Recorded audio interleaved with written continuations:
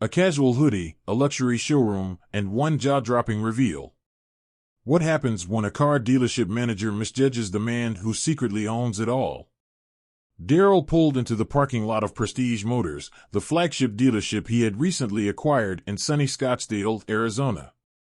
The desert heat shimmered off the sleek luxury vehicles parked out front, their glossy finishes glowing like jewels under the afternoon sun. He parked his modest SUV in an unmarked spot at the back, stepping out with deliberate ease. His eyes lingered on the dealership's grand facade, a mix of glass and steel that screamed opulence.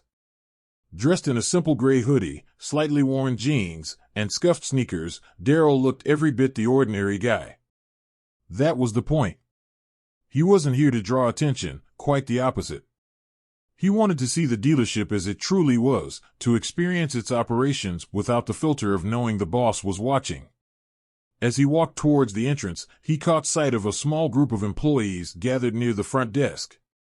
Their animated chatter and faint laughter floated through the glass doors. Darrell pushed the door open, stepping into the air-conditioned showroom. The stark contrast to the desert heat outside hit him instantly, along with the unmistakable scent of leather and fresh wax. Rows of pristine cars gleamed under the bright showroom lights like a gallery of modern art. The laughter faded as he entered. Brief glances darted his way, eyes flicking to his hoodie and sneakers. Darrell felt the subtle shift in the room's energy, an unspoken assessment passing through the staff. He didn't react, maintaining his calm demeanor. He was here to observe, not to assume. Then, from across the room, she appeared. Susan, a middle-aged woman with sharp features and an even sharper gaze, moved with purpose. Her tailored blazer and polished heels exuded authority, while the clipboard tucked under her arm hinted at her no-nonsense efficiency. Her heels clicked against the polished floor as she approached, her polite expression tight enough to reveal her true thoughts. "Excuse me," she began, her voice clipped and cool. "Can I help you with something?" Darrell smiled, his tone casual. "Just here to look around," he replied, gesturing towards the gleaming cars. Her eyes narrowed, scanning him with a practiced precision. The polite mask slipped, replaced by a faint trace of doubt. "Are you shopping for a car?" she asked, her tone betraying skepticism.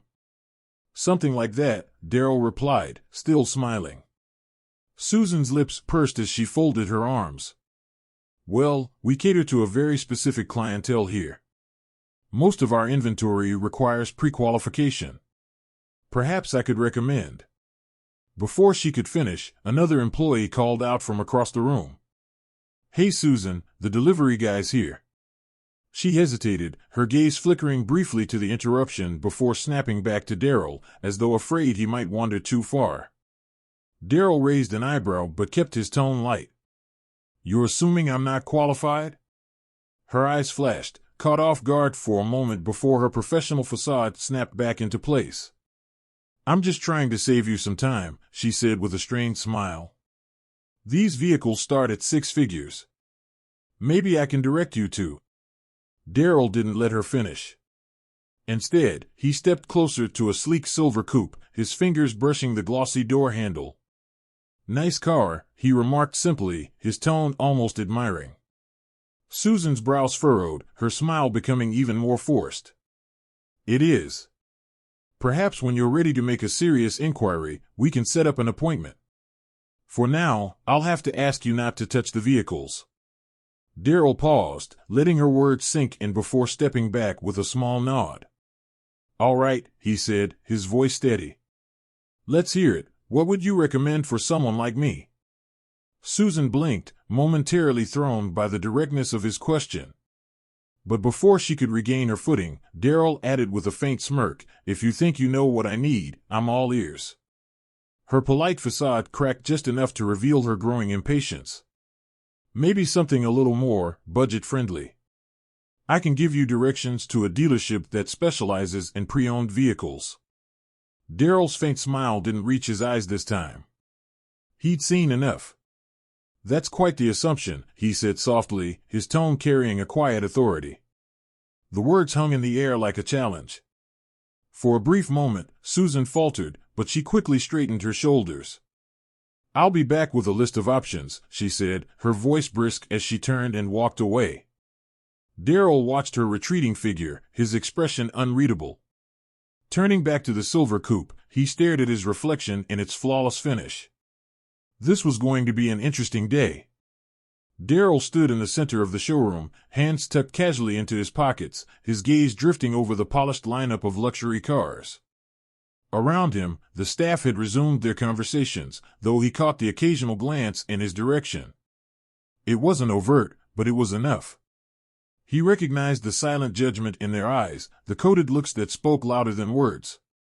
It was a scrutiny he had grown accustomed to over the years, one he met with calm indifference. Moments later, Susan returned. Her clipboard was clutched tightly against her chest, like a shield, her brisk stride betraying her simmering annoyance. She stopped a few feet away, forcing a tight smile. "All right," she began, her voice clipped. "I've compiled a few options that might be more suitable for your situation." Darryl tilted his head slightly, one eyebrow rising. "My situation?" "Yes," Susan replied, the forced smile still plastered on her face. She extended a neatly printed sheet toward him. It listed pre-owned vehicles, reliable, economical, and undeniably practical. The price tags were well below the dealership's usual offerings, a stark contrast to the six-figure cars gleaming under the showroom lights. "These are more accessible models," she continued, her tone bordering on condescension. "They're dependable and budget-friendly." Darryl accepted the paper without a word, scanning the list. A used sedan, an older SUV, and a compact hybrid. His lips twitched in faint amusement, but he quickly masked it. Folding the sheet neatly, he slipped it into his pocket. "Appreciate the effort," he said evenly. Susan seemed momentarily disarmed by his response, but she recovered quickly, resting her hands on her hips. Leaning in slightly, she lowered her voice as though she were about to share a confidential tip. "Listen," she said, her tone softening just enough to sound patronizing, "I'm just trying to be realistic with you. Prestige Motors isn't for everyone. I don't want to waste your time." Darryl met her gaze, his expression calm but unyielding. "And what exactly makes you think I'm not your target customer?" Susan hesitated, a flicker of uncertainty crossing her features. But it lasted only a second before she straightened, regaining her professional composure. "I've been doing this a long time," she said, her voice firm. "I can tell when someone's out of their depth." "Out of their depth," Darryl repeated, his tone neutral, almost thoughtful. "Interesting." The faintest crack appeared in Susan's confident demeanor, but she pressed on. "I'm just being honest. It's better to be upfront than to have someone leave disappointed." Darryl chuckled softly, shaking his head. "Honest, huh? I like honesty." He let the words hang in the air for a moment before continuing. "How about this, you let me speak to the owner? Think we can make that happen?" Susan's eyebrows shot up, genuine surprise flickering across her face. "The owner?" "That's right," Darryl said, his tone light, almost conversational. "I'd like to have a word with them." Susan's lips twitched in what might have been an attempt at a smile. "Well, that's not possible today. The owner doesn't just drop by for casual visits. They're a very busy person." "I'm sure they are," Darryl replied with a slight nod.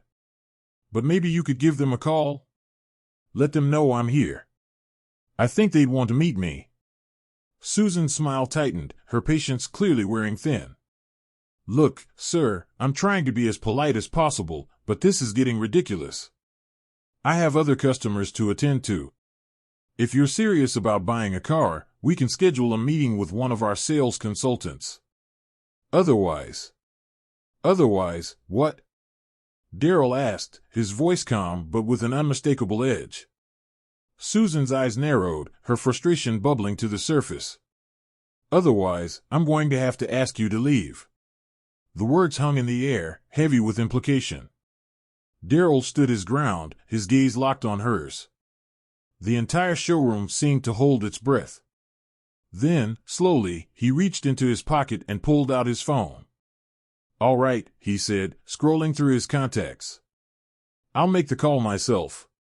Susan blinked, her brow furrowing in confusion. What are you doing? Just calling the owner, Darryl replied, lifting the phone to his ear. Shouldn't take long. Susan's confidence faltered, her irritation giving way to unease. She opened her mouth to speak, but no words came out. Around them, a few employees stopped what they were doing, their attention drawn to the scene unfolding in the center of the showroom. Darryl held up a finger, signaling for patience, and turned slightly away as he spoke into the phone. Yeah, it's me. I'm at the dealership. Everything's fine, just a little misunderstanding. Could you let them know I'm here? Ending the call, he slipped the phone back into his pocket and turned to face Susan. They'll be here shortly, he said simply. Susan stared at him, her mouth slightly open. Who did you just call? Darryl didn't answer right away. Instead, he glanced around the room, his gaze sweeping over the employees now watching intently. Guess we'll find out, he said, his tone almost playful. The tension in the room was palpable, pressing down on everyone present. Susan shifted uncomfortably, her composure cracking further with each passing second. Darryl, on the other hand, leaned casually against the luxury SUV, his calm demeanor only heightening the unease. Finally, the sound of the main doors opening broke the silence. A sharply dressed man in a navy suit stepped inside, his polished shoes clicking softly against the tiled floor. His expression was serious but warm, and his eyes immediately found Darryl. Mr. Carter, the man said, a wide smile breaking across his face as he extended a hand. So good to see you. Darryl returned the handshake with a firm grip, a small smile tugging at the corners of his lips. Thanks for coming, Alex. Appreciate it. The room collectively stiffened. Susan's clipboard nearly slipped from her trembling hands as her eyes darted between Darryl and Alex, the dealership's regional director. Confusion flashed across her face, quickly giving way to visible alarm. Wait. Mr. Carter, she echoed, her voice uncertain and faltering. Alex turned to her, his warm demeanor shifting to one of sharp professionalism. Susan, I see you've already met Mr. Carter. Susan blinked, her mouth opening and closing as though grasping for the right words. I didn't realize. You didn't realize he's the new owner of this dealership, Alex finished curtly, his tone edged with disappointment. He glanced at Darryl, an apologetic expression softening his features. I trust this wasn't the welcome you deserved. Darryl raised a hand, cutting him off. It's all right, Alex, he said, his voice calm but carrying a gravity that made the room hold its breath. Susan and I just got off on the wrong foot. Though his tone was forgiving, the weight of his words hung heavy in the air. Susan's face drained of color, and she clutched her clipboard to her chest as if it could shield her from the moment. I'm so sorry, she stammered, her voice barely audible. I didn't know. You didn't know what? Darryl interjected gently, though his words had a piercing clarity. That I could own a place like this? That someone like me might actually belong here? Her eyes widened in panic, her composure crumbling. I didn't mean. Darryl raised a hand, silencing her again. It's fine, Susan. Really? He stepped closer, his voice softening but losing none of its weight. But let me ask you something. If I hadn't been the owner, would you have treated me any differently? Would you have given me the same respect you'd give someone who walked in here wearing a suit and tie? Susan's mouth opened, but no words came. The silence that followed was deafening, the kind that forces everyone to confront the uncomfortable truths they'd rather ignore. Darryl nodded slowly, as if her silence was answer enough. He turned to Alex, his voice steady but carrying newfound authority. Alex, gather everyone in the conference room. I think it's time we had a little chat about how things are run around here. The staff moved to the sleek, modern conference room in silence. Glass walls and minimalist furnishings that usually conveyed luxury and power now felt oppressive under the weight of the tension in the air. Susan took a seat near the back, her usual confidence replaced by a quiet stillness. Darrell stood at the head of the table, his calm presence commanding the attention of every employee. Alex lingered by the door, his arms crossed, watching the scene unfold with an unreadable expression. The quiet hum of whispered conversations died as Darrell cleared his throat. "Thank you all for joining me on such short notice," Darrell began, his tone measured but firm. His gaze swept across the room, meeting each pair of eyes. "For those of you who don't know, my name is Darrell Carter, and as of last month, I'm the new owner of Prestige Motors." A ripple of surprise spread through the room. Some employees exchanged nervous glances, others stared at their hands. Susan sat frozen, her face pale, avoiding eye contact. "I came here today dressed casually for a reason," Darrell continued, his voice steady. "I wanted to see how this dealership operates when no one knows who I am. I wanted to experience what a potential customer might feel walking through these doors." He paused, letting his words settle like the desert heat outside. "What I experienced today was disappointing. I was judged, not for what I could bring to the table, but for how I looked." His gaze briefly flicked to Susan, whose shoulders hunched under the weight of his words, before moving back to the group. "And I'm not here to single anyone out," he said, his tone softening slightly. "But we need to talk about what this says about the culture of this dealership." Susan shifted uncomfortably in her seat, her knuckles white as they gripped her clipboard. "This isn't just about me," Darrell continued, his voice carrying an edge of determination. "It's about every person who walks through those doors. Every customer who doesn't fit into someone's preconceived notion of what a luxury car buyer looks like." A younger sales associate hesitated, then raised his hand. Darrell nodded toward him. "Go ahead." The man cleared his throat nervously. "Mr. Carter, I think most of us try to treat customers fairly. But sometimes it's hard not to make assumptions." Darrell nodded, his expression thoughtful. "I get that," he said. "We all have biases, whether we want to admit it or not. But here's the thing, it's not enough to just try to be fair. We have to actively challenge those biases. We have to create an environment where everyone feels respected, regardless of their appearance, background, or anything else." The room was silent, every employee hanging on his words. "This dealership represents excellence," Darrell said, his voice growing firmer. "And that excellence needs to extend to how we treat people, not just the ones who look like they belong, but everyone. Because that's what true luxury is about, making every person who walks through those doors feel valued." Susan's head dipped lower, her grip on the clipboard loosening as Darrell's words seemed to sink in. Around the room, other employees nodded slowly, their expressions a mix of reflection and resolve. "This isn't about blame," Darrell said, his tone softening again. "It's about improvement. And that starts with each of us taking a hard look at how we interact with others, customers and colleagues alike." He glanced at Alex, who gave a small nod of approval. "I believe in this dealership," Darrell concluded, his voice resolute. "I believe in all of you. That's why I'm here, to make sure we're living up to the standard of excellence Prestige Motors is known for. And that starts today." The silence that followed wasn't the uncomfortable kind. It was the stillness of people processing, reflecting, and, perhaps, changing. He paused, letting the weight of his words settle over the room before continuing. "This dealership has built a reputation for excellence. But excellence isn't just about the cars we sell, it's about the experience we provide.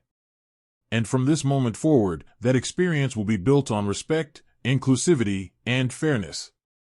There was a ripple of agreement across the room, soft murmurs and nods of understanding.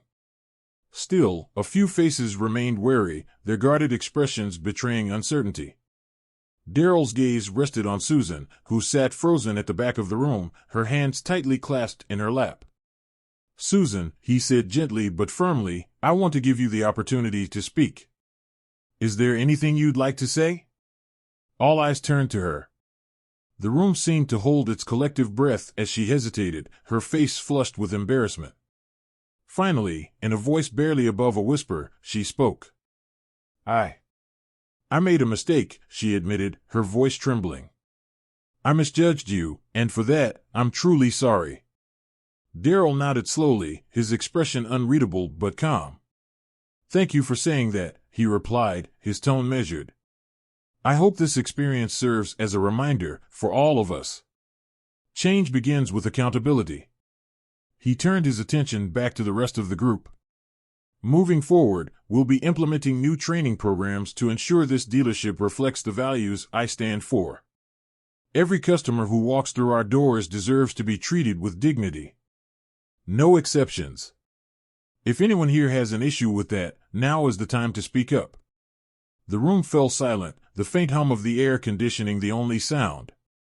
No one spoke, but the weight of Darrell's words pressed down like a stone. He let the quiet stretch for a moment longer, his eyes scanning the room, ensuring his message had been heard. "Good," he said finally, breaking the silence.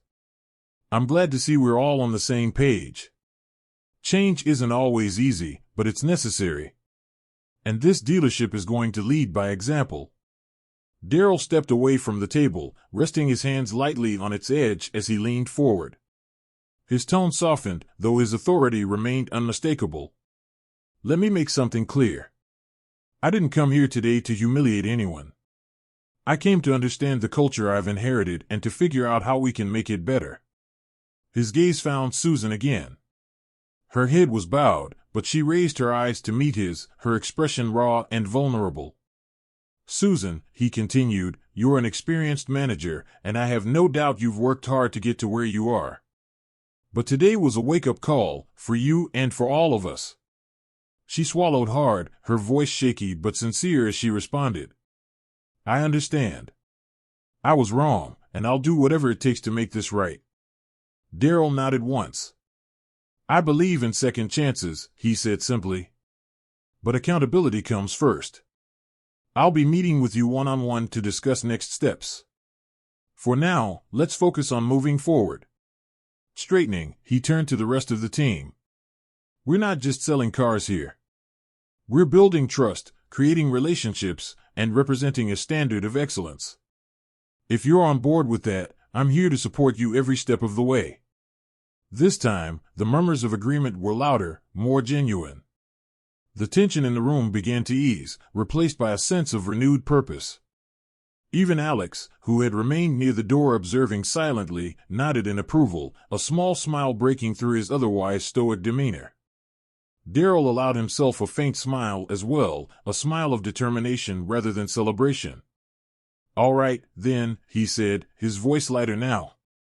"Let's get back to work. And remember, how we treat people matters more than anything we sell." As the employees filed out of the conference room, their expressions a mix of reflection and resolve, Darrell caught sight of Susan lingering by the door. She approached him hesitantly, her hands twisting nervously. "Mr. Carter," she began, her voice low. I want to thank you for giving me a chance to do better.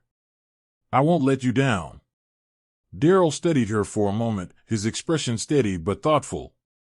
"I hope you mean that, Susan," he said finally. "Actions speak louder than words. But I believe people can change if they're willing to try."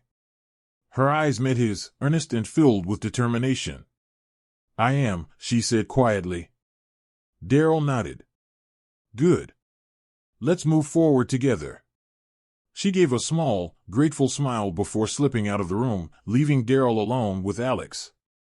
"Let's set up a meeting with the staff next week," Darrell said, his tone all business again. "I want to make sure everyone knows what's expected moving forward." Alex grinned, his respect for Darrell evident. "You've got it, boss." Darrell stepped back into the showroom, his eyes drifting over the gleaming cars that reflected the soft afternoon light.